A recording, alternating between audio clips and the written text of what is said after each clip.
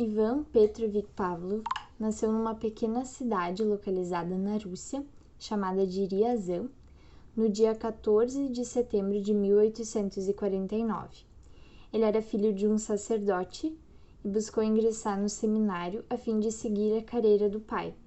Só que durante essa caminhada, o gosto pela ciência despertou e fez com que ele deixasse o seminário para então seguir carreira no curso de Ciências Naturais na Universidade de Petersburgo. Ele se especializou em fisiologia e pesquisou por um longo período sobre a digestão. E no ano de 1904, depois de um longo período de estudos, ele conquistou o Prêmio Nobel de Medicina. Ele era um homem muito apaixonado e dedicado pelo seu campo de atuação e se empenhou bastante com os métodos científicos, estando sempre à frente de discussões filosóficas e técnicas da época. Da perspectiva técnica, ele buscou substituir a prática da utilização de animais vivos para realizar testes laboratoriais por técnicas que cuidassem mais dos animais. E a sua dedicação possibilitou o desenvolvimento de métodos que refletiram num leque aberto para as possibilidades do conhecimento. A teoria do reflexo condicionado foi o trabalho que lhe deu maior notabilidade. Através dela, Pavlov pesquisou o sistema digestivo dos cães e buscou voltar sua atenção para a reação dos animais ao alimento. Ele compreendeu que, através dos seus experimentos, como o organismo de um animal reage frente a algumas situações. E com isso, ele deu um passo à frente à chamada psicologia behaviorista, ou a psicologia do conhecimento, a partir das técnicas psicológicas de mudança de comportamento.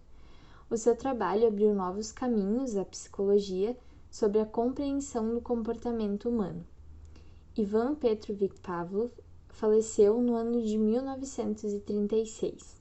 Para a psicologia, os estudos de Pavlov ajudaram a compreender a aprendizagem associativa através do condicionamento clássico. O condicionamento clássico, ele consiste na associação de estímulos inicialmente neutro com um estímulo significativo. O objetivo do estudo era testar sua hipótese de que quando os estímulos são apresentados de forma contingente, eles ficam associados. O experimento de Pavlov se tornou um dos experimentos mais importantes e mais conhecidos de toda a história da psicologia. Para entender a aprendizagem a partir de estímulos, Pavlov estudou o comportamento de cães. Então, dessa forma, o pesquisador buscou formar uma associação entre dois estímulos diferentes, sendo um deles natural e o outro ambiental, condicionado ao experimento. O procedimento, então, do estudo era tocar um sino e apresentar comida ao cachorro, enquanto se media a produção de saliva para testar a hipótese do pesquisador, que se era possível formar uma associação entre esses dois estímulos diferentes. Ao apresentar o estímulo não condicionado, que era a comida e causava a reação de salivação, e o estímulo condicionado, que era o sino, o pesquisador conseguiu com que os dois foram associados.